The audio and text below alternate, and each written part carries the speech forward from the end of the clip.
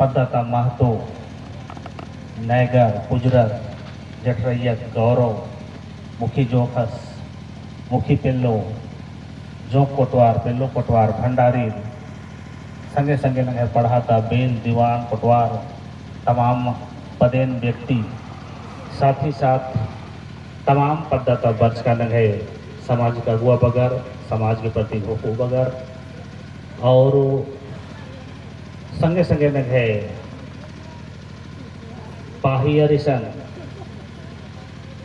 गुमलाती, रांची क्षेत्रती, लातेहारती, पलामूती वर्ष का नंगे पाहियर होरबारीन इन्ना महाअधिवेशन की दूसरा उल्लानो हार्दिक हार्दिक अभिनंदन नंदन, संगे संगे सौसे जियाती जय धर्म नंदन।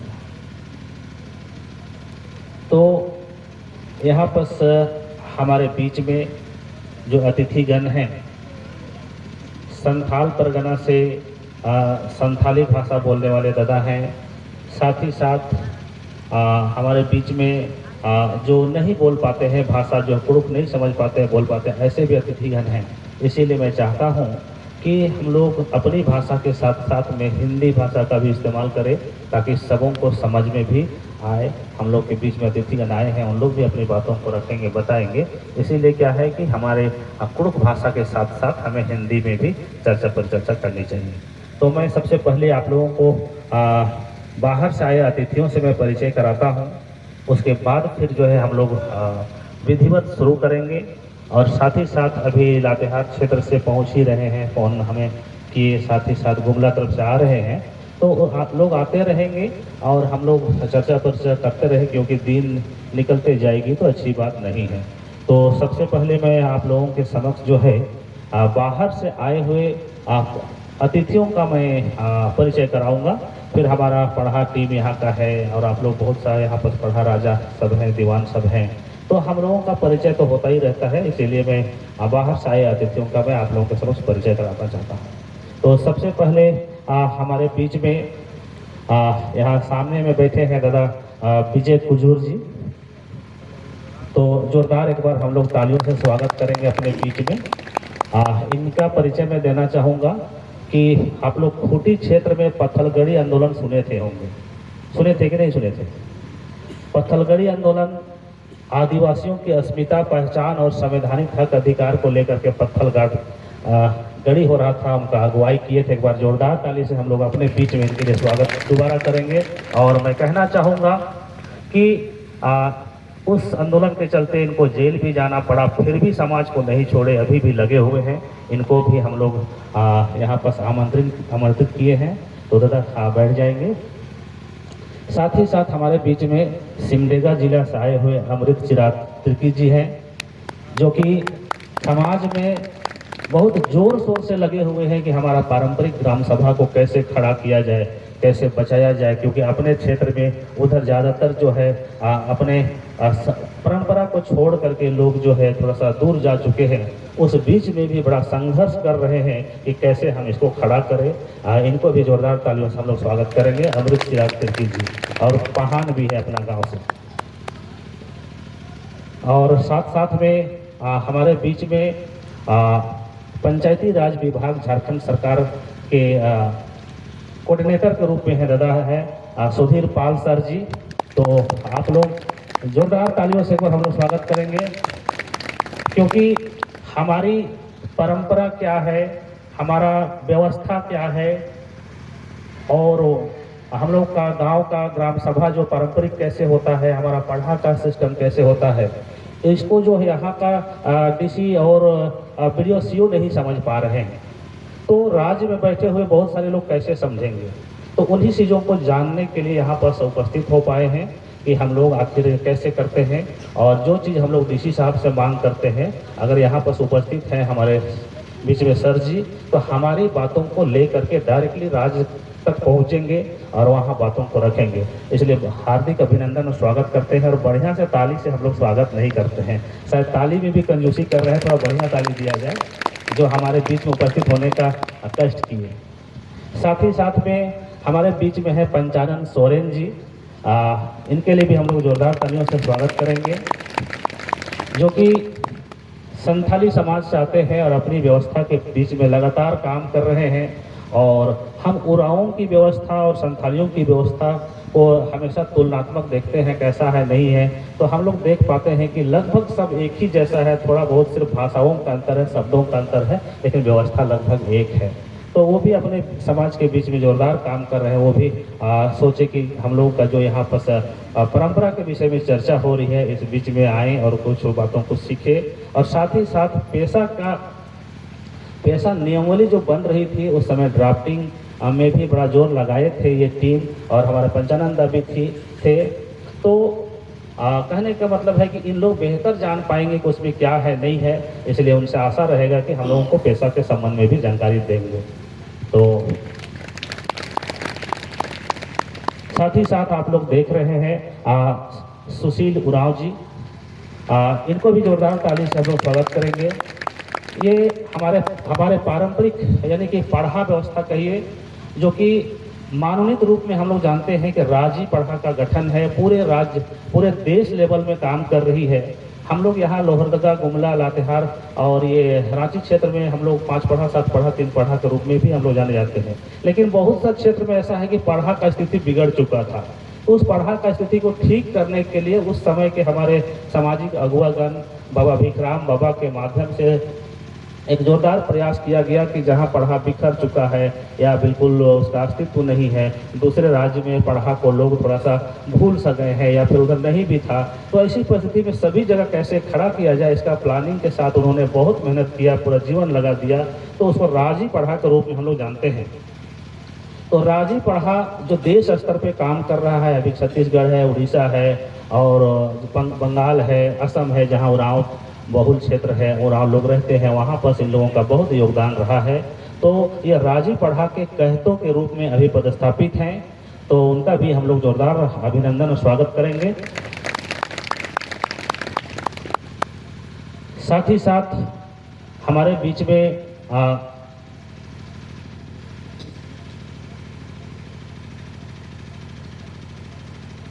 साथ ही साथ में बाबा हम पहली बार मिल पाए हैं इनके साथ में, इसीलिए मैं नाम पूछने आया यहाँ पर। श्यामदेव उरांव है पलामू से, जो कि समाज के बीच में हमेशा सक्रिय रहे हैं। इनको यहाँ पर आने का अवसर मिला, इनको भी जोरदार तालियों से हम लोग स्वागत करेंगे। तो इस तरीके से और हमारे बीच में लातेहार से अभी तक पहुँच पाए हैं हमारे बीच में संतोष उरांव जी, जो कि अपने क्षेत्र में गारू एरिया का इनका क्षेत्र पड़ता है। लगभग 20-25 गांवों में ग्राम सभा का गठन करके वहां का खाता खोलने हेतु भी कैडर तैयार करके यहाँ पर उपस्थित हैं। बड़ा जोरदार मेहनत कर रहे हैं, इनके लिए भी जोरदार तालियों से हम लोग स्वागत करेंगे। तो इस तरह से बाहर से आए हुए हमारे मेहमानगण हैं और लाइन में हम जो है परिचय 1-2 को छोड़ दिए हैं, तो उनको भी मैं आपको कंप्लीट कर देता हूँ। हमारे इस पारंपरिक स्वशासन पढ़ा व्यवस्था इस क्षेत्र के राजा हमारे विजय उरांव जी हैं, उनको भी मैं आपको बता ही देना चाहूँगा। और तालियों से राजा के लिए थोड़ा बढ़िया से स्वागत होनी चाहिए। और साथ ही साथ में उस राजा को भी जन्म देने वाला व्यक्ति यहाँ पास है, यानी कि हम लोगों का पढ़ा व्यवस्था को अपना पूरा जीवन 65 साल दे रहे हैं। हमारे बीच विनोद दादा हैं, प्रोफेसर विनोद भगत जी, इनके लिए भी हम लोग जोरदार तालियों से स्वागत करेंगे। साथ में और बहुत सारे अतिथिगण हमारे बीच में आते रहेंगे, तो मैं उन लोग का भी परिचय कराऊंगा और हम लोग अपनी चर्चा को आगे बढ़ाते चलेंगे।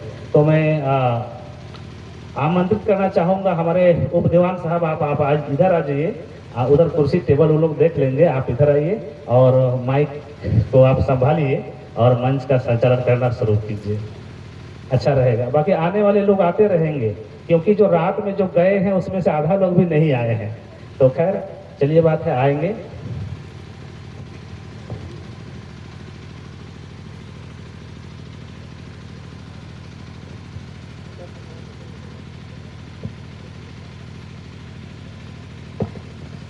तो चलिए, अभी लोग जो यहाँ आ रहे हैं, आते रहेंगे। उस बीच में हम लोग जो है ना, अभी पेशा नियमावली के तहत हमारे लिए हम लोग क्या क्या हक अधिकार मिला है, उसमें क्या चीज़ है नहीं है, हम लोग खुद जो है पंचानन सोरेन जी से हम लोग सुनना चाहेंगे। और मैं बताना चाहूँगा उसके और विषय वस्तु क्या है कि हमको कानून के तहत क्या मिला है ये बताएंगे। और विजेता मैं आपके लिए भी विषय देता हूँ। आपसे आशा है कि हम उसको सशक्त कैसे करेंगे, मजबूत कैसे करेंगे, आंदोलित कैसे करेंगे, क्योंकि आप आंदोलन के अगुआ रहे हैं। तो यहाँ पर भी हम लोग आंदोलन कैसे खड़ा करें हमारे समाज को अच्छा करने के लिए, इन सारे बिंदुओं पे भी आपसे आशा रहेगा। तो चलिए हम लोग निमंत्रण देते हैं आप लोगों के समक्ष बातों को रखने के लिए। पेशा नियमावली से संबंधित और हमारे परंपरा से संबंधित बातों को कैसे हमारे लिए कानूनी हक अधिकार क्या है, सारे बातों को अपने मुख से आप लोगों के समक्ष रखेंगे। पंचानन सोरेन जी आमंत्रण देते हैं, एक बार तालियों से उनको हमको बात सुनने के लिए हम लोग आशा करते हैं।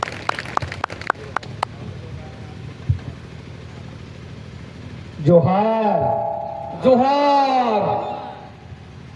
आवाज उतना बुलंद नहीं लगा। भूख लग रहा है क्या? नहीं। फिर से जोहार जोहार। चलिए,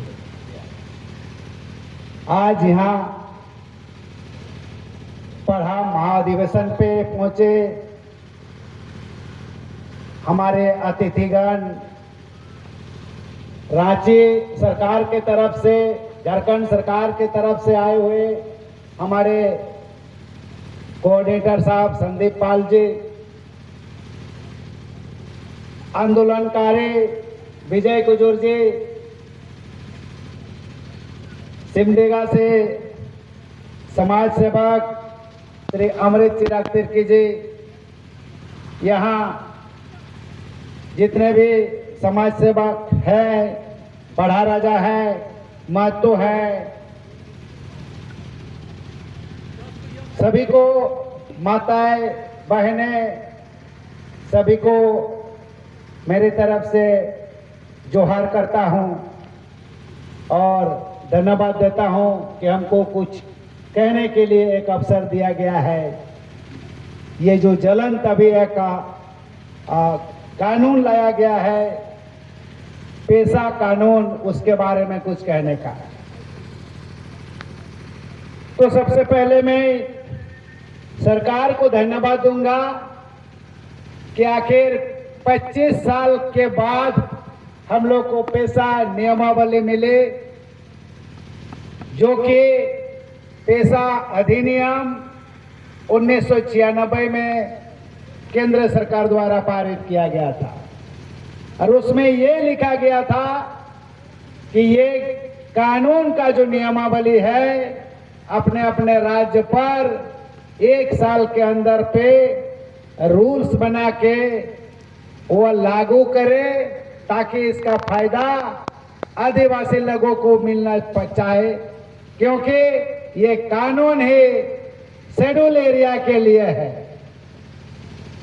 तो देर आए दुरुस्त आए, अब उसमें 23 में जो एक बार एक नियमावली आई थी, उसमें बहुत सारे सुधार की गुंजाइश थी, और उसी सुधार को ठीक ठाक करते हुए ये 25 यानी कि 24 दिसंबर 2025 को ये झारखंड सरकार के कैबिनेट ने लाया और 2 जनवरी 2026 को ये पूरे अनुसूचित क्षेत्र में ये लागू कर दिया। तो मैं सिंपली से ये पूछूंगा कि आप लोग पेशा कानून मतलब क्या समझते हैं? पेशा मतलब क्या है? पेशा सब कोई, ये मार्केट में बहुत बड़ा एक केक जैसा अभी आया है, या अभी आदिवासी में कहते हैं पीठा जैसा आया है।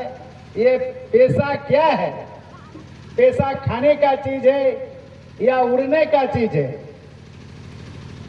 पेशा एक कानून है, और वो कानून आदिवासी क्षेत्र के लिए है। इतिहास थोड़ा सा बता दें कि हम लोग का जो क्षेत्र है जहां निवास करते हैं वो शेड्यूल एरिया है, यानी कि अनुसूचित क्षेत्र। और ये क्षेत्र कब से ये क्षेत्र के रूप में डिफाइन किया गया है? ये 1874 से। आप लोग समझ सकते हैं कि हम लोग जिस क्षेत्र में रहते हैं वो भारत के स्वाधीन के पहले से हैं और झारखंड बनने के पहले से ही है। और वो इसलिए और वहां के लिए विशेष इसलिए है कि आदिवासियों का अपना पारंपरिक रीति रिवाज के अनुसार शासन प्रशासन व्यवस्था थी। इसीलिए जब 1992 में पंचायत कानून आई और संविधान के आर्टिकल्स नंबर 243 में ये पंचायतें लागू हुई, तो उसके बाद बहुत सारे जगह से ये कानूनी लड़ाई लड़ने लगी कि आखिर हम लोगों का अपना स्वशासन व्यवस्था है, आपने माइक्रो लेवल में पंचायत लाके ये हम लोग का स्वशासन व्यवस्था को कमजोर करने का बात कर रहे हैं, इसलिए हम लोग आपका ये पंचायत कानून को नहीं मानेंगे।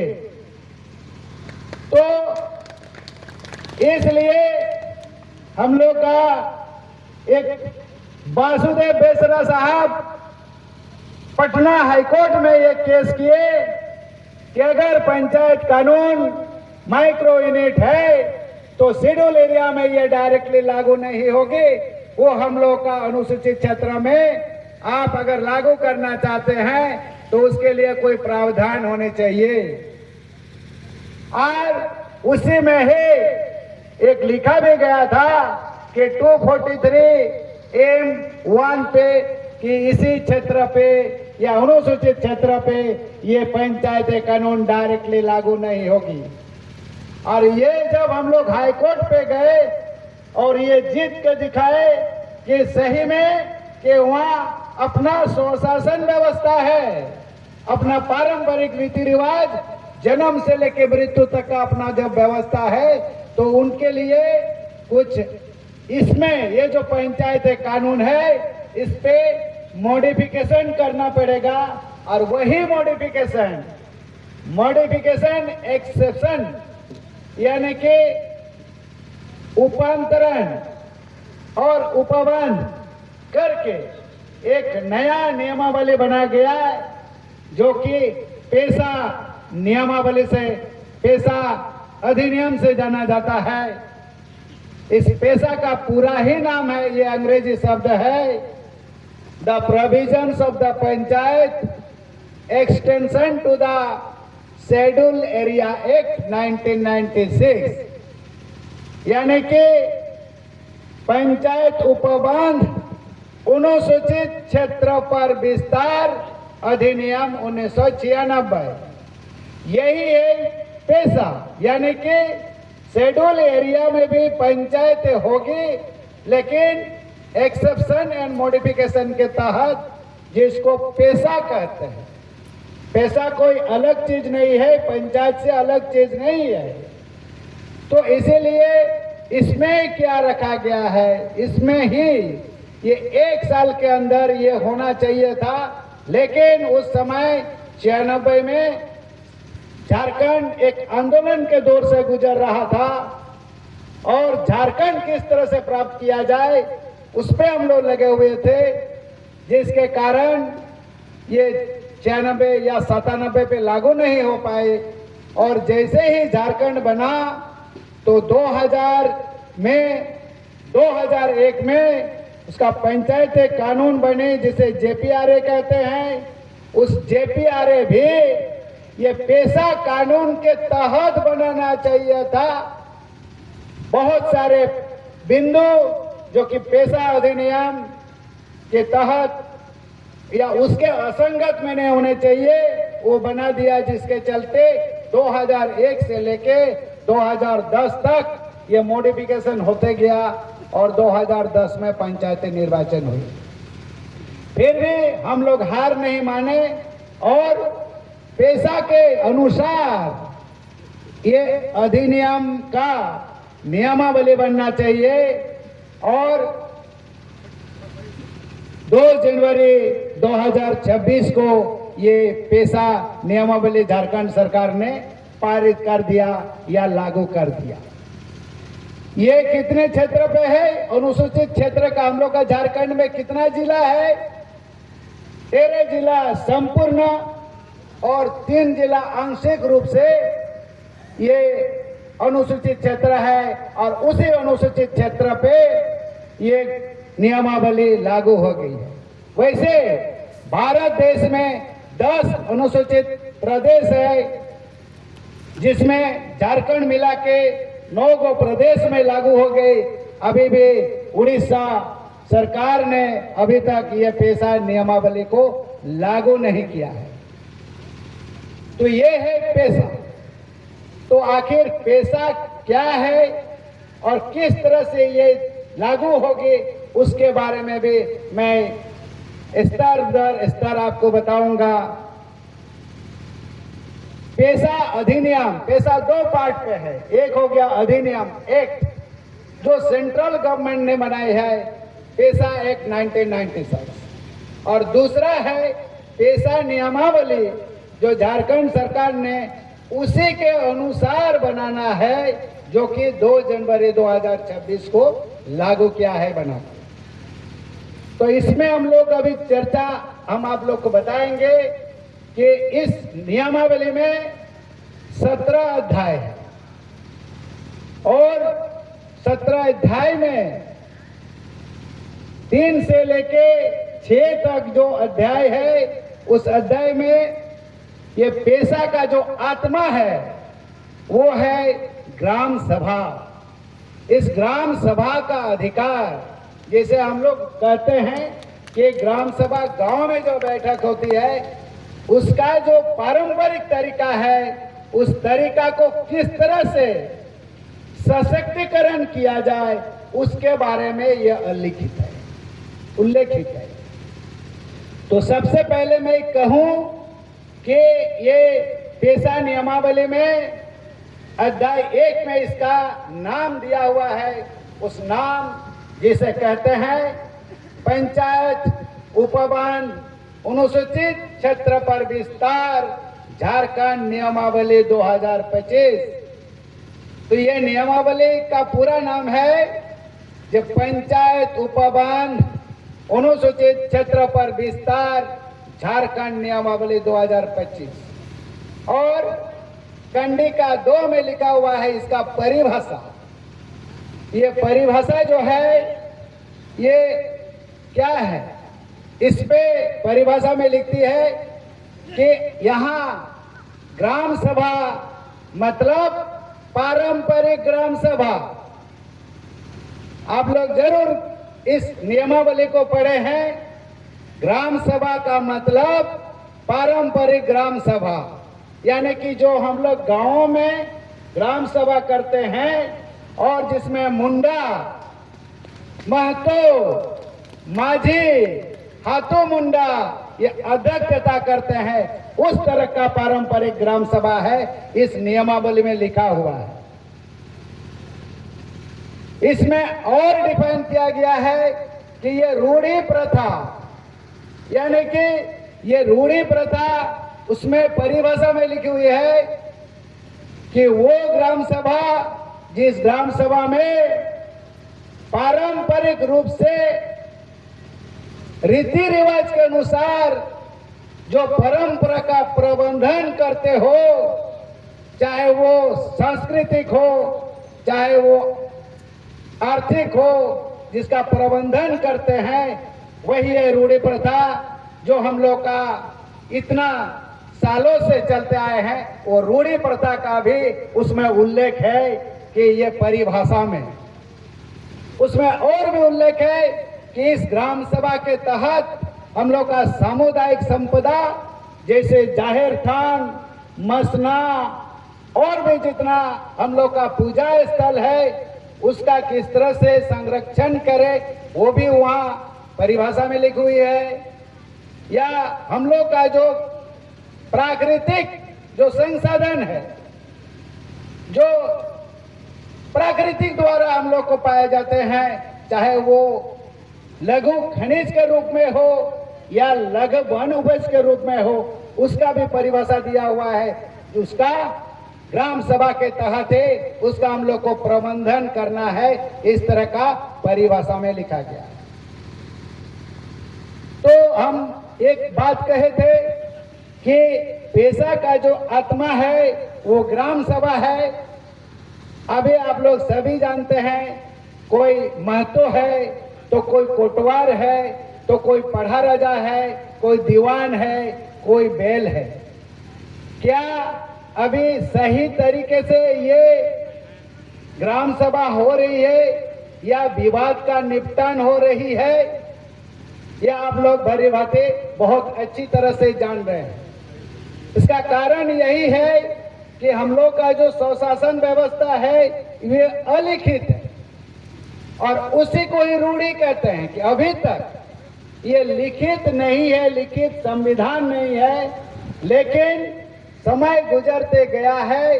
अभी हम लोगों का जो नेक्स्ट पीढ़ी अगर इस स्वशासन व्यवस्था को संरक्षित नहीं करे तो निश्चित रूप से आने वाले पीढ़ियों को इसका भुगतना पड़ेगा। इसीलिए आज के महाधिवेशन की जरूरत है कि ताकि स्वशासन व्यवस्था और ग्राम सभा कैसे किया जाता है उसका हम लोग विस्तृत चर्चा यहाँ कर रहे हैं। तो ग्राम सभा, ये ग्राम सभा कोई नई चीज नहीं है। गांव में जो बैठकें होती है, चाहे वो जन्म से लेके हो मुद्दा या मृत्यु से लेके हो या कोई शादी ब्याह का हो, ये सभी जो बातें चर्चा में आती है या विकास की बातें आती हो वो ग्राम सभा में बातें होती है। हमने पहले ही बताया कि ग्राम सभा का जो अध्यक्ष है वो गांव के प्रधान यानी कि विलेज हेडमैन, ये वो कौन है? ये पारंपरिक रूप से जो रीति रिवाज के अनुसार जो ग्राम प्रधान होते हैं, जो गांव के अगुआ होते हैं, वही ग्राम सभा के अध्यक्ष होते हैं। अभी इस पे कुछ नियमावली जो बनाया गया है कि इस ग्राम सभा तभी मान्य होगी कि उसमें 1/3 जो है वहां का ग्राम सभा सदस्य उपस्थित रहेंगे। कारण इसलिए है कि बहुत सारे ग्राम सभा के बाद ये पॉइंट, ये मुद्दा आती है कि हम लोग तो पहुंचे ही नहीं थे कि आप लोग कैसे ऐसे निर्णय ले लिए। तो इसीलिए अब एक चीज तो होना चाहिए, कुछ नियमावली तो होना चाहिए। इसीलिए 1/3 का एक कोरम बोनाप्रति रखा गया है कि 1/3 उपस्थिति होनी चाहिए। यानी कि अगर 100 उस गांव का वोटर्स है तो उसमें 34 यानी कि 34 आदमी का उपस्थित होना जरूरी है। और उस पे भी और एक नियमावली है कि उस उपस्थिति में 34 आदमी में 1/3 महिलाएं भी उपस्थिति होना जरूरी है। ये समय की तकाजा है कि महिला भी पुरुषों के साथ कंधा से कंधा मिल के काम कर रहे हैं और उनका भी जरूरत है। तो इसी के तहत अगर 34 में से 12 आदमी जो है, 12 महिलाएं जो है वो आना जरूरी है, वो बाध्यकारी है। यानी कि 12 महिलाएं और 22 पुरुष 100 का ग्राम सभा सदस्यों के हिसाब से उस कोरम गणप्रति में उपस्थित होना बाधक है। तभी ये ग्राम सभा संपूर्ण माना जाएगा, ये कानूनन माना जाएगा।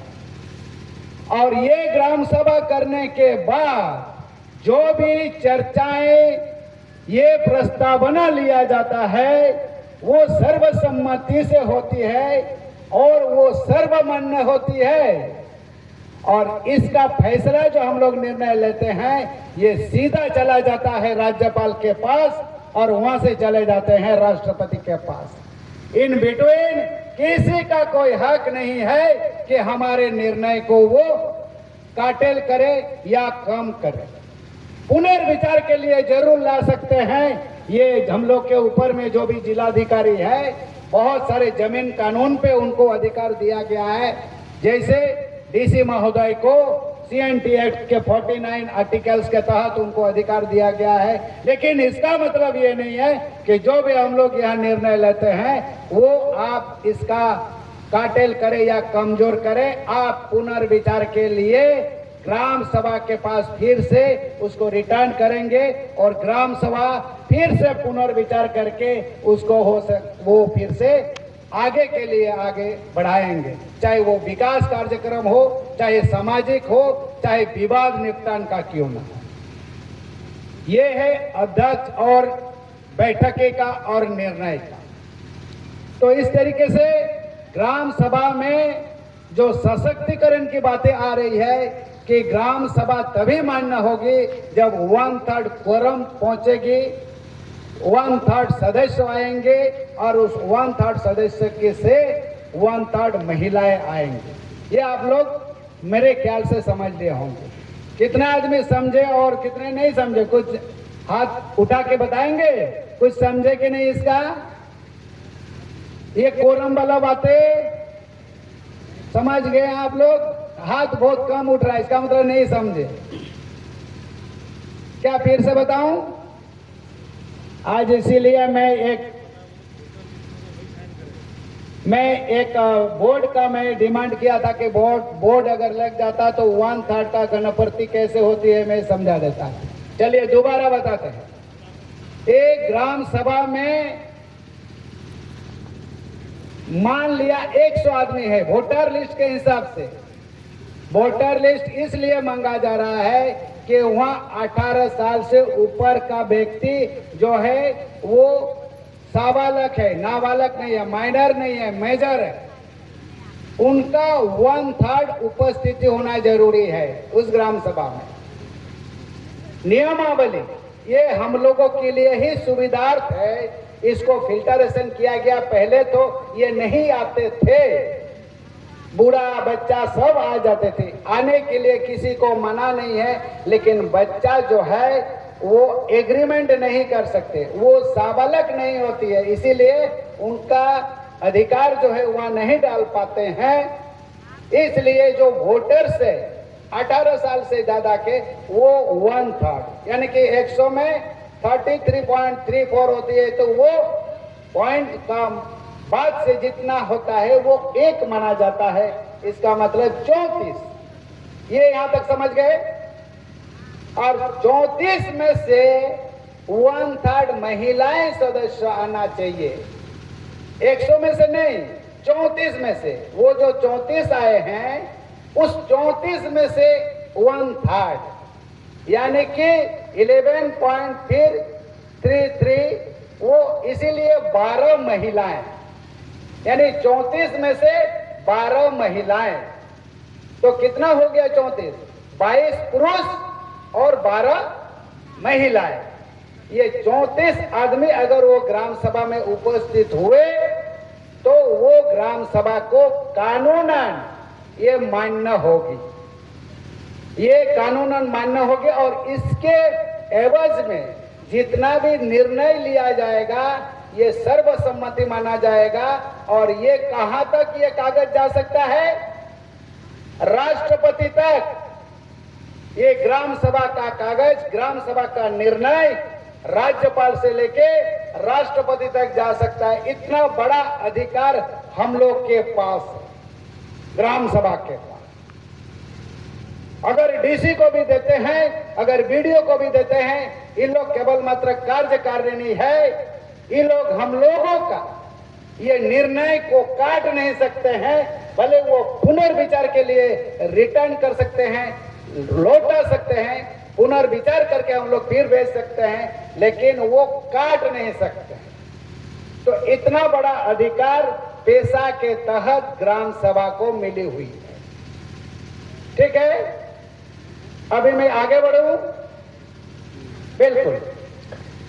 तो दूसरी बात है कि इस पे और क्या क्या अधिकार है। सबसे पहले तो हम लोग ये जो विचार विमर्श करेंगे, इस पे विवाद निपटान जो है वो बहुत बड़ी बातें हैं। और इस विवाद निपटान में भी छोटी से छोटी जो समस्याएं जो जीवन से लेकर मृत्यु तक के बीच में ये जो सामाजिक धार्मिक जो भी बातें आती है उसका हम लोग विवाद का निपटान, या जमीन के तहत जो भी विवाद का निपटान, या भाई भाई में जो भी विवाद का निपटान, हम लोग विवाद का निपटान का निर्णय इस नियमावली के तहत जो लिखा गया है कि पारंपरिक रूप से प्रथागत कानून के तहत हम लोग सभी के एक प्रथा है, चाहे वो पुरुष प्रथा हो जो यहाँ पढ़ा व्यवस्था के तहत हो या मुंडा मान की प्रणाली के व्यवस्था के तहत हो या माझी परगना व्यवस्था के तहत हो, इसके तहत ये विवाद निपटान होती है और वो सर्वमान्य है और वो आगे तक ये निर्णय वो मान्य है। तो ये विवाद निपटान। दूसरा है कि ये जितने सारे हम लोग का ये जो विकास कार्यक्रम होगी, इस विकास कार्यक्रम चाहे छोटी से छोटी नाली या कुआं या तालाब या अबो आवास जो भी बनाना है या मनरेगा का अगर कोई जो लाभुक उसका चयन, ये सारी जो कार्यक्रम है अभी कहां से होगी, कहां निर्णय होगी? गांव में ग्राम सभा में निर्णय होगी। पहले ये कहां हो रहा था? पंचायत में हो रहे थे, मुखिया कर रहा था या जिला में हो रहे थे। वो लोग सिलेक्शन करके हम लोगों के ऊपर थोपा जा रहा था। हम लोग को कुआं चाहिए तो वो सोलर दे रहा था, जो कि हम लोग को पानी चाहिए तो वो लाइट दे रहा था। तो जो जो भी प्रायोरिटी ग्राम सभा चाहेगा उस तरह का ग्राम सभा करके वो लिख के वो देंगे। एक एक कॉपी या पंचायत सचिव को देंगे या ब्लॉक को देंगे या जिला को देंगे। ये यहाँ से ग्राम सभा करके दे सकेंगे।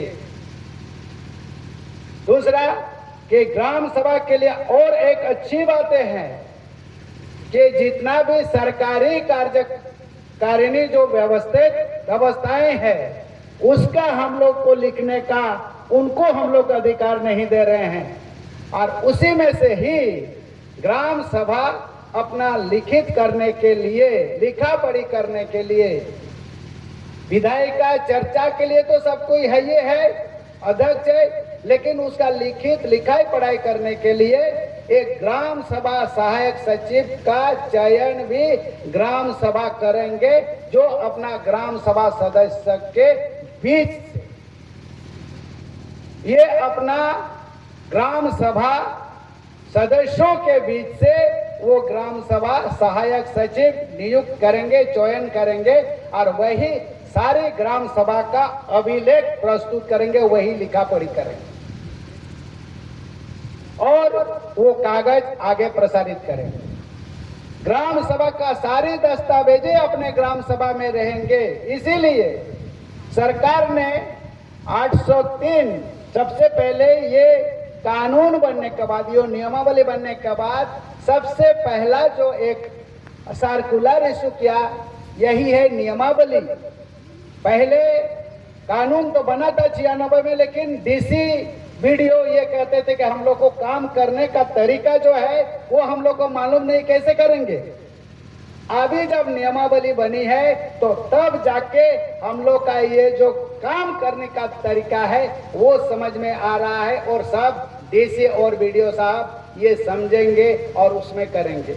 उसका जीता जागता उदाहरण यहाँ सरकार ने एक डिपार्टमेंट, एक विभाग दे दिया है, जिस विभाग का इंचार्ज हम लोग का सुधीर पाल महोदय है, जो आप लोग के सामने है। निश्चित रूप से जोरदार तालियों से स्वागत करिए कि इन्हीं के द्वारा पहला जो एक सर्कुलर इशू किया गया है वो है 803 नंबर। और 803 नंबर सर्कुलर पे यही है कि गांव पे अपना सीमांकन जो कितना बड़ा है उस सीमांकन को आप लोग कर लीजिएगा।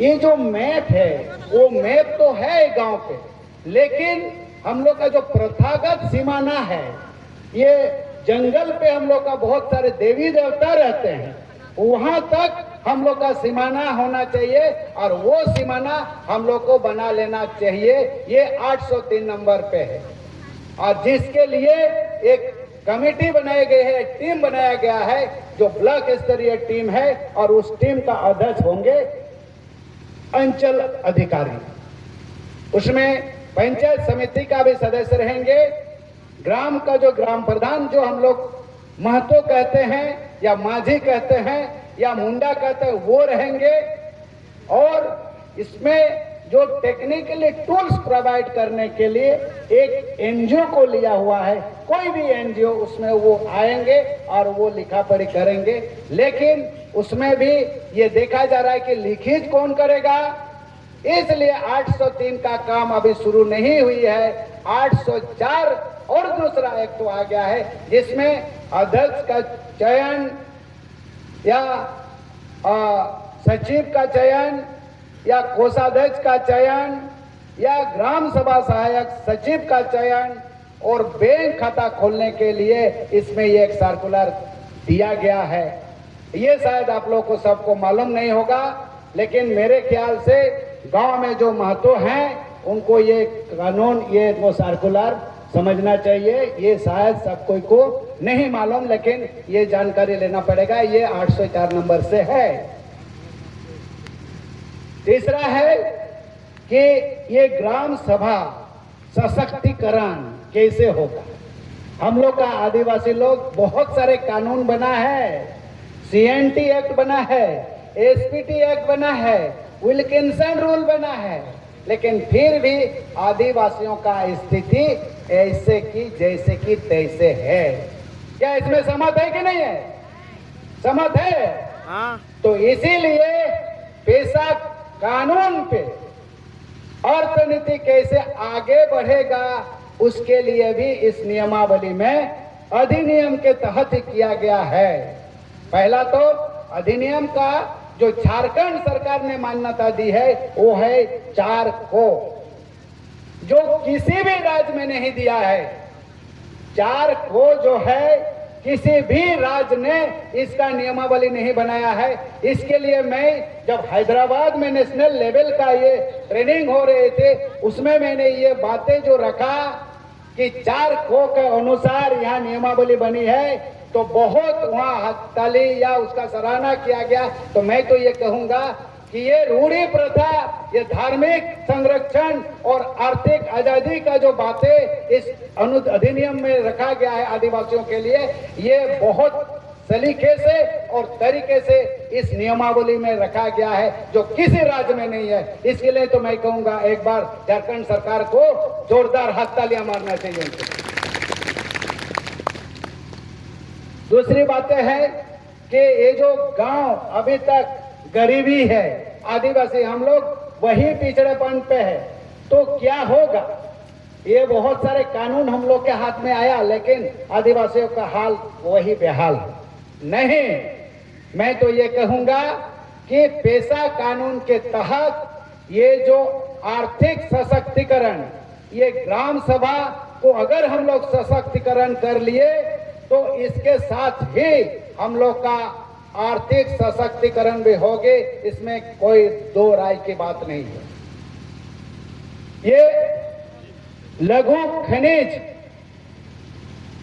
और लघु वन उपज यानी कि अपने ग्राम सभा, ग्राम के क्षेत्र पर जितना भी लघु खनिज है वो 2 भागों में बांट दिया है।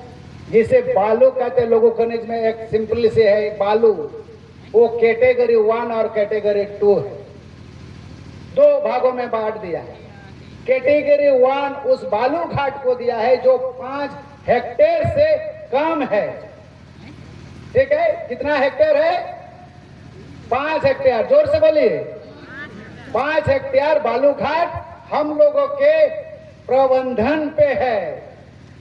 उस बालू घाट को हम लोग बालू को उठा के अपने गांव में स्टोर कर सकते हैं और अपने उपयोग के लिए हम लोग उस बालू को उपयोग में ला सकते हैं, चाहे अबो आवास हो या जो भी हो। आप देखेंगे कि नदी जो गया है एक ही कम ही गांव के अंदर से गई हुई है, बाकी अपने आस पड़ोस का आदमी क्या करेंगे?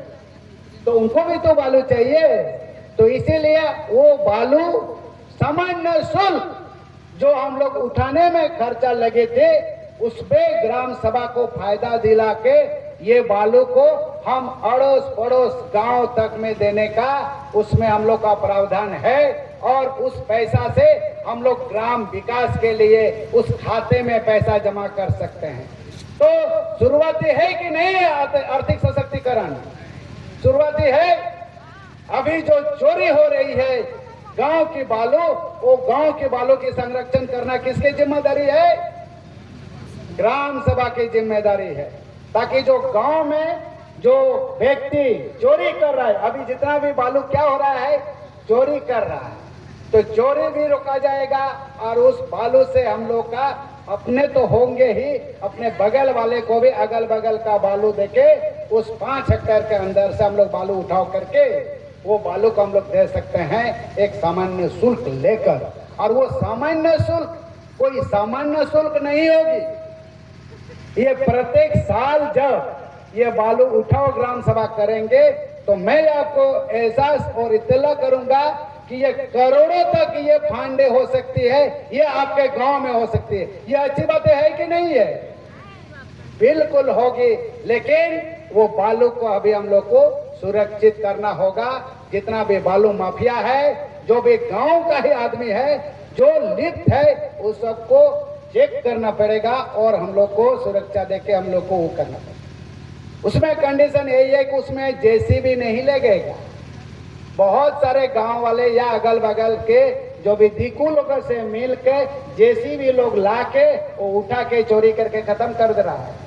इसमें लिखा हुआ है कि गांव में आदमी जितना भी रहेंगे वो अपना पारंपरिक रूप से कुदाल और बेलचा लेके बालू उठाएंगे और अपने गांव तक में उसको स्टोर करेंगे।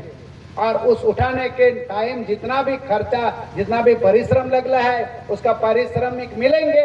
उस बालू को दूसरे किसी को उपयोग करने के लिए देंगे, मिलेगा कि नहीं? अब वो आवास में पैसा जब मिल रहा है, ये 520 CFT का बनाने का, उस 520 CFT का पैसा हम लोग को उस ग्राम सभा को मिल जाएगा। समझ गए? साथ ही साथ ये वन उपज, लघु वन उपज, हमने एक का बात कह रहा था कि ये हम एक एक पॉइंट को आप लोग को बता दे रहे हैं कि कहां कहां ये है। लघु वन उपज है कंडी का संख्या 32 पर। इस 32 पे यही है कि अपना जो प्रथागत कानूनों के हिसाब से जितना बड़ा जंगल अपना है, जंगल अभी आप लोग छोटा ये जो देख रहे हैं, हो सकता है इसमें हम लोगों का पहाड़ देवता है कि नहीं है? वहां तक हम लोगों का एरिया है। उसको अपना गांव का सीमाना बताना है। ये जो 803 जो अभी नोटिफिकेशन जारी किया हुआ है, और वहां तक में जितना भी जो माइनर फॉरेस्ट प्रोडक्ट है, यानी कि लघु वन उपज, चाहे वो महुआ हो, चाहे वो इमली हो, चाहे और भी जो चीजें हो, वो अपना गांव ग्राम सभा का ये संपत्ति है। और इस संपत्ति का अधिकार यानी कि अपना मालिकाना हक उसमें दिया हुआ है इस कानून के तहत। ये 32 पे है। तो इस तरह से लघु वन उपज में भी हम लोग बहुत सारे, चाहे महुआ हो या इमली हो, उसको बेच के और हम लोग अपना वो पैसा वो कहाँ जमा कर सकते हैं? ग्राम सभा का खाता में जमा कर सकते हैं। वो भी एक पैसा का स्रोत है, रिसोर्स है। और ये छोटी मोटी बात नहीं है। पहले आप अगर एक बोरा लेके जाते हैं महुआ बाजार में, तो थाना दारोगा आपको पूछ लेता है ये कहां से आप लेके आए हैं। पहले चोर जैसा ये हम लोग को ये समझा जाता था, लेकिन अभी महुआ, इमली जितना भी है, ये 27 तरह का जो माइनर मिनरल है वो ग्राम सभा के अंदर पे है। चाहे वो कोरजाइट ही क्यों ना हो या सोप स्टोन ही क्यों ना हो, वो ग्राम सभा के अधिकार पर है। और वन उपज तो स्वामित्व का अधिकार है, ओनरशिप अधिकार है। तो इस तरीके से इससे भी हम लोग को आर्थिक उन्नति होगी। सबसे बड़ा जो इस पेशा नियम में जो एक अधिकार दिया हुआ है वो है जमीन का। ये जो डायलॉग बहुत सुनते हैं संताल में, हम आप लोग को बता देते हैं। एक डायलॉग है, बीर बुरु दा दरा अबोवा अबोवा, सुने हैं? हेमंत सोरेन भी ये कहते हैं, या हिंदी में ये कहते हैं, जल जंगल जमीन हमारा है, हमारा है। सुने हैं? क्या जंगल का जो फॉरेस्ट राइट एक्ट है उस पे हम लोग का कितना अधिकार है?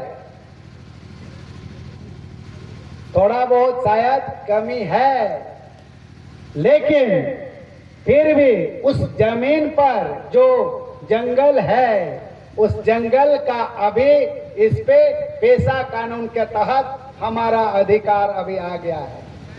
पहले वो खाली बातें थी। हाँ, एक बात तो जरूर है कि फॉरेस्ट राइट एक्ट 2006 के तहत IFR या इंडिविजुअल फॉरेस्ट राइट एक या CFR कम्युनिटी फॉरेस्ट राइट या कम्युनिटी फॉरेस्ट रिसोर्स राइट, ये तो है, इसमें है। और उसमें वन अधिकार समिति के तहत हम लोगों को ये पट्टा का जमीन भी मिलने का है। और कम्युनिटी फॉरेस्ट रिसोर्स राइट में हम लोग का जंगल में भी ये वन जो उपज है उसको हम लोग लगा सकते हैं, जो कि ट्रांसपोर्ट या जो टीपी चाहिए, ट्रांसपोर्ट परमिट, वो बिना टीपी का ही हम लोग उसको खेती बाड़ी कर सकते हैं। जैसे ये बांस का खेती, अगर ये फॉरेस्ट हम लोग कम्युनिटी CFRR के तहत लेते हैं, चाहे 100 एकड़ हो या 200 एकड़ हो, उस पे अगर बांस लगा देते हैं और 1 साल में बांस बड़ा हो जाती है, तो उसका जो हम लोग फ्रीली डिस्पेस परमिट करके कहीं ना कहीं उसको हम लोग सेल कर सकते हैं, और वो पैसा भी ग्राम सभा के खाते में आ सकती है या आएगी इस कानून के तहत। इसके सबसे बड़े जो है, हम जमीन का बातें कर रहे थे, जमीन में भू अर्जन और पुनर्स्थापन जो आर्टिकल्स नंबर 28 है या कंडिका संख्या 28 है, इस पे ये बहुत ही स्पष्ट तरीके से लिख दिया है कि सरकार अगर अधिग्रहण करे भू अर्जन कोई भी, चाहे वो कंपनी के लिए क्यों ना हो या सरकार के लिए क्यों ना हो, अगर वो भू अर्जन करता है तो ग्राम सभा का बैठक और निर्णय ही सर्वमान्य होगा। चाहे वो कितनी बार भी क्यों ना बैठक हो, उसमें अगर कोरम कंप्लीट नहीं होता है तो उस बैठक कंप्लीट नहीं होती है, और वो जितना बार भी बैठक करना पड़े तब जाके वो भूमि अधिग्रहण हो सकती है, अन्यथा नहीं होगी। पहले क्या था? पहले था कि एक ग्राम सभा हो गया, उसमें कोरम आए या नहीं आए, वो जमीन दूसरी बार बैठक में उसको DC DDC पारित करके वो ले लेता था। ये पिछले कुछ दिन 2 जनवरी 2026 से पहले, लेकिन अभी 2 जनवरी 2026 के बाद ये कानून बदल गया है, और जमीन अधिग्रहण पे जब तक ग्राम सभा का बैठक में पूरा कोरम नहीं होती है तब तक वो जमीन जो है अधिग्रहण नहीं समझा जाएगा, क्योंकि वहाँ सहमति या ग्राम सभा मान्य नहीं है, और तब तक वो जमीन अधिग्रहण नहीं कर सकते। इसीलिए जमीन अधिग्रहण पे कोरम की बाध्यता रखी गई है। ये जितना भी बैठकें क्यों ना हो, सब में कोरम, और कोरम हमने अभी बताया 1/3, अगर 1000 है तो निश्चित रूप से 100 है तो 34, और उसमें भी महिलाएं, तो इस तरीके से। और बाकी सब जितना भी विकास का योजना पे ग्राम सभा बैठक की पहली बैठक अगर मान लिया कोरम के साथ हो गई है या कोरम नहीं पहुंच पा रहे हैं तो दूसरा बैठक सेम विकास योजना के लिए कोरम की जरूरत नहीं है, क्योंकि निश्चित रूप से उस विकास योजना में पैसों की व्यवस्थित है, हो सकता है दाम बढ़ जाए, तो इसलिए दूसरा कोरम की व्यवस्था उस पर नहीं है। अब एक बार अगर फेल हो गया, लेकिन जब भी ग्राम सभा होगी बिना कोरम कंप्लीट का होगी नहीं पहला बैठक। तो भू अर्जन और पुनर्स्थापन के लिए बहुत नियम स्ट्रिक्टली किया है, वैसे ही संक्रमित भूमि 33 नंबर आर्टिकल पे है, उसमें बहुत सारे लोगों का यह है कि नहीं जो जमीन चला गया है वो जमीन का क्या होगा। मैं आप लोग को एक एग्जाम्पल बता दूं कि संताल परगना टेनेंसी एक्ट और ये जितना भी सारी चीजें हैं सब ये जो कानून हम लोग के हाथ में है वो कानून के तहत ही हम लोग उस पर विचार विमर्श करेंगे। तो ये जो अभी संताल परगना में एक कानून है एसपीटी एक्ट, उस एसपीटी एक्ट पे ये कानून पे लिखा हुआ है कि आदिवासियों का जमीन भी आदिवासी के ऊपर ट्रांसफर नहीं होती है, ले नहीं सकता है। भाई बंधु करके आप खेती बाड़ी कर सकते हैं लेकिन म्यूटेशन नहीं हो सकती है। दीकू की तो अलग बात है, जनरल तो कोई परमिशन लेके परमिशन दे ही नहीं सकता है डीसी वहां। वेरेज छोटनागपुर में सीएनटी एक्ट पीटी के तहत सीएनटी एक्ट के तहत यहाँ डीसी को एक परमिशन दिया गया है कि आदिवासी टू आदिवासी आप परमिशन देके एक सेम राजस्व थाना पर आप परमिशन देके वो ले सकता है और आदिवासी ले सकता है, लेकिन दिकू तो नहीं ले सकता है यहाँ भी। तो इसलिए इसके तहत जो भी कानून 1908 या 1949 के बाद जो भी जितना कानून से ये कानून के विरुद्ध यानी विधि विरुद्ध जो भी जमीन लिया गया है सब इलीगल है और सब जमीन वापस होगा। ये इस पेशा कानून का सबसे बड़ी संक्रमित है कि ये संक्रमित भूमि विधि विरुद्ध जितना भी लिया हुआ है, हम लोग वो कहते हैं ना एक नेता कि चुन चुन कर भ्रष्टाचारी या चुन चुन कर ये बाहरियों को भगाएंगे, यहाँ भी हम लोग वही करेंगे कि जो भी विधि विरुद्ध जमीन लिया हुआ है हम लोग अभी ग्राम सभा करके उसको निर्णय लेंगे और उस जमीन को वापस करेंगे। इसका 33 का घ में ये लिखा हुआ है, मैं थोड़ा सा पढ़ के सुना देता हूं। भूमि की गिरवी से संबंधित वो कभी जमीन का बिक्री का बात नहीं करती है, क्योंकि जमीन बिक्री नहीं होती है। भूमि की गिरवी से संबंधित सभी मामलों को ग्रामवासियों द्वारा ग्राम सभा के संज्ञान में लाया जाएगा और उसी का ही वो में लिखता है कि उपरोक्त सीएनटी 1908 की धारा 71A, 72 तथा 73 के सुसंगत धाराओं के अंतर्गत एसपीटी एक्ट, विल्किंसन रूल या अन्य प्रथागत कानून के तहत कार्रवाई की जाएगी। ये कार्रवाई मतलब छोटी बातें नहीं है, ये कार्रवाई मतलब हम लोग को निर्णय लेना है कि हमारा जमीन हमारा है, आप लोग गलत तरीके से बैठे हो, आप लोग को यहां से निकलना होगा। समझ रहे हैं बात को? कितना बड़ा कानून है।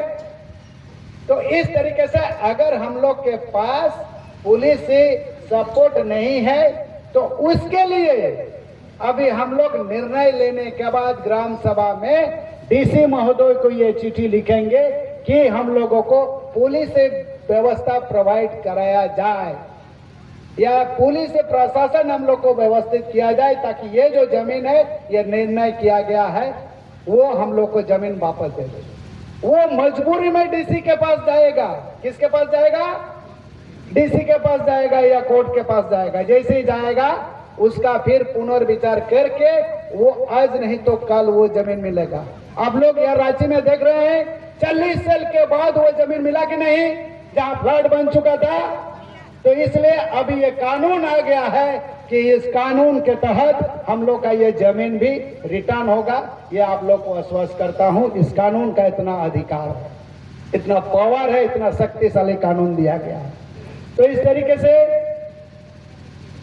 ये जमीन सुरक्षित का बातें हो या हम लोग का संस्कृति किस तरह से बचेगा, उसका भी इस कानून में बहुत अच्छी तरह से यहाँ उल्लेख किया गया है। वो है आपका आर्टिकल्स नंबर 23 यानी कि कंडिका 23 पे ये लिखता है कि परंपराओं का दस्तावेजीकरण, ये परंपरा, ये रूढ़ी प्रथा जितना भी हम लोग का है उसका दस्तावेजीकरण वो कौन करेगा? सरकार द्वारा होगी अभी। यानी कि ये जो पढ़ा व्यवस्था है उसका बुकलेट कौन निकालेगा? हम लोग बनाएंगे आज और कल निकलेगा सरकार का ही। जितना सारी खर्चा कौन करेगा? सरकार करेगा। यानी कि दस्तावेजीकरण ये छोटी मोटी बातें नहीं है। हम लोग का बच्चा अभी बॉम्बे में पढ़ रहा है, कलकत्ता में पढ़ रहा है, इंग्लैंड में पढ़ रहा है, वो बच्चा को हम लोग का स्वशासन व्यवस्था मालूम नहीं है। लेकिन जब बुकलेट बन जाएगा, ये जो दस्तावेजीकरण हो जाएंगे, तो वो बच्चा चाहे 10 साल भी बाद क्यों ना हो, वो जब आएंगे तो वो समझ लेंगे कि हमारा स्वशासन व्यवस्था ऐसा था और ऐसा है, ऐसा रहेगा। तो दस्तावेजीकरण भी हम लोग का होगा। इस पेशा नियमावली का आर्टिकल्स नंबर 23 पे ये लिखा गया है। ठीक है, तो इस तरीके से ये जो मादक द्रव्य यहां आदिवासियों का सबसे बड़ा अगर समस्या है तो वो क्या है? सब यही है। क्या कि वो नहीं होने से हम लोग का होता ही नहीं है पूजा। सब पूजा में डालना होता है, हंडिया डियान डालना होता है कि नहीं? होता है कि नहीं? होता है ना। और जितना हम लोग पूजा में डिया नहीं डालते उतना हम लोग ले लेते हैं कि नहीं? तो इसलिए इस नियम पे कंट्रोल करने का बात लिखी हुई, मादक द्रव्यों का नियंत्रण, यानी कि पूजा और जितना भी सांस्कृतिक कार्यक्रम है उस कार्यक्रम पे ही इसका उपयोग में होना चाहिए। और एक गांव में शादी से लेके जो श्राद्ध है उसमें तो जरूरी है, और उसमें उतना ही होना चाहिए जितना एक ग्राम सभा तय करेगा। तो ये पावर किसको दिया गया है? ग्राम सभा को। जोर से बोलिए, ग्राम सभा को दिया गया है। यानी हाड़िया दारू जो भी पिएंगे तो उसका हम लोग का कंट्रोल किसके पास है? ग्राम सभा के पास है। तो इस तरीके से यानी कि अपना कानून का कंट्रोल भी अपने ही हाथ पे, कोई हम लोग को बाध्य नहीं कर रहा है। अगर ग्राम सभा पास कर दिया कि आज यहाँ 10 हाड़िया बनाना है, 10 हाड़िया या 100 हाड़िया बनाना है, क्या कि बहुत सारे आदमी हम लोग का आएगा। ऐसे एज इट इज पे मान लिया शादी में कितना लगता है? 10-20 हाड़िया। अगर मान लिया वो ग्राम सभा पास कर दिया कि नहीं, वो एक आसामी कर दिया कि नहीं, मेरा जो रिलेटिव है वो बहुत ज्यादा है, दिल्ली से आएंगे, बॉम्बे से आएंगे, विदेश से आएंगे, 100 हाड़िया बनाना होगा, तो ग्राम सभा वो पास करेगा तो वो मान्य होगा। क्लियर है? अदरवाइज अगर वो चाहेगा एक स्टैंडर्ड नियमावली हो कि 5 हाड़िया में भी ये हम लोग का संस्कृत जो कार्यक्रम है वो कंप्लीट होना चाहिए। इसीलिए ये मादक द्रव्य का नियंत्रण है। सबसे इसमें प्लस पॉइंट है, जो पहले सरकार ये कह रही थी कि ग्राम सभा जब तक परमिट नहीं करेगा विदेशी दारू दुकान नहीं खोलेगा। आप लोग सुने थे? तो यही पावर इसमें भी लिखा है कि गांव में बिना ग्राम सभा का कोई भी विदेशी दारू दुकान नहीं खोलेगा। एक बात है आप लोग को मैं सुना दूं, गिरिडीह में बहुत बड़ा फैक्ट्री है दारू का। उस दारू का फैक्ट्री का दूसरा और एक्स्ट्रा फैक्ट्री नहीं बन सकता, वो भी इसमें लिखा हुआ है। जो फैक्ट्री है उसी फैक्ट्री से उसको संचालन करना होगा, कोई नया फैक्ट्री नहीं बनेगा। ये आप लोग को ख्याल कर लीजिएगा। ये गिरिडीह में बहुत बड़ा एक फैक्ट्री है और हमको लग रहा है कि वो सरकारी खाते में है, और जो भी अगर सरकारी बिना खाते पे है उसको भी कंट्रोल करने का, जिस गांव में डिको प्लस हम लोग रहते हैं उस पे भी हम लोग ग्राम सभा करके उसको कंट्रोल करेंगे, क्योंकि ज्यादातर लोगों जो है वही लोग नहीं बनाते हैं। और पीते कौन लोग है? हम ही लोग हैं। हम लोग पहले था एकदम राजा, इसीलिए बाबा साहब अम्बेडकर ने आया था आदिवासियों के बीच में, वो लिखना ही भूल गया। बोलते इतना बड़ा बड़ा राजा है, इनका हम क्या आरक्षण दे। हम लोग क्या थे? राजा थे। अब राजा करके हांडिया पीते पीते, दारू पीते पीते सब कंगाल हो गए। आज सब जमीन जो है किसी मोड़ल के पास, किसी मंडल के पास, तो किसी दास के पास, तो इन लोग के पास चला गया, क्योंकि वो लोग दारू बेचता था और हम लोग दारू पीते थे। बस अच्छा, मोड़ल ऐसा है कि आपको क्या जरूरत है, लीजिए। आप बोतल के बोतल पी रहा था, बाद में एक तो ठीपा भी करवा लिया। गया है कि नहीं है? तो 1908 के बाद जो भी जमीन गया है वो फिर से वापस आएगा इस कानून के तहत। तो मादक द्रव्य का भी ये है, यहाँ हम लोग का लिखा गया है आर्टिकल्स नंबर 31 पे। सबसे बड़ा जो है और एक बातें है, इस आर्थिक सशक्तिकरण का भी है, बाजारों का प्रबंधन। यानी कि अपने अपने गांव में देखिएगा, अभी बाजार बनाना होगा। बाजार हम लोगों को बनाना होगा, या 2 गांव मिला के एक बाजार बनाना होगा। और बाजारों का प्रबंधन, उसका टैक्स कौन तय करेगा, कौन लेगा? ग्राम सभा तय करेगा और लेगा। अगल बगल में जितना भी अभी बाजार चल रहा है उसका बाजार समिति बना लीजिएगा। आप लोग वीडियो में कल बड़ी ये हो रहा था, वायरल हो रहा था, दिल्ली में एक टेट्टा बांधा बोल के एक बाजार समिति वहां बनाया और वो लोग टैक्स शुरू कर दिया है। मैं उस बेदिया साहब को मैं धन्यवाद देता हूं, और हम लोग आज मंच से हम उनको सैल्यूट करते हैं। उनके लिए जोरदार तालियां मारिए कि पहला जो व्यक्ति है कि वो बाजार प्रबंधन के लिए एक ये भी लगा दिए हैं, बोर्ड भी लगा दिए हैं। तो इस तरीके से सामने आना होगा, और जितना भी हमारे यहाँ कानून पे अधिकार दिया हुआ है, बाजार चाहे कोई भी बाजार हो अगल बगल में, सब में अपना ये ग्राम सभा करके वो लगा देना है और टैक्स वसूलना है। काहे के लिए गरीब रहेगा आदिवासी? आदिवासी को इतना सशक्त पावर दिया गया है कि खाली अभी इम्प्लीमेंटेशन की जरूरत है। इसीलिए ये कानून का किताब ये छोटे मोटे नहीं है, ये बहुत बड़ी अधिकार है। लेकिन अभी भी हम लोग इसमें लगा हुआ है, बहुत बुद्धिमानी लोग, कि इस कानून के पीछे कितना छेद है, इसमें लगे हुए हैं। लेकिन कानून कितना जोरदार है उसमें कोई बातें नहीं रख रहे हैं, जितना भी है। तो वो आप लोग समझिए कि वो दलाल है और किसी दूसरे के साथ जुड़ा हुआ है, उस तरह का आदमी इसका विरोध कर रहा है। अदरवाइज ये कानून आदिवासी को लिए एक मील का पत्थर साबित होगा। मैं इतना कहकर आप लोग को मेरा वक्तव्य ये समाप्त करता हूं। जय जोहार, जय धर्मेश। चलिए, बहुत बहुत धन्यवाद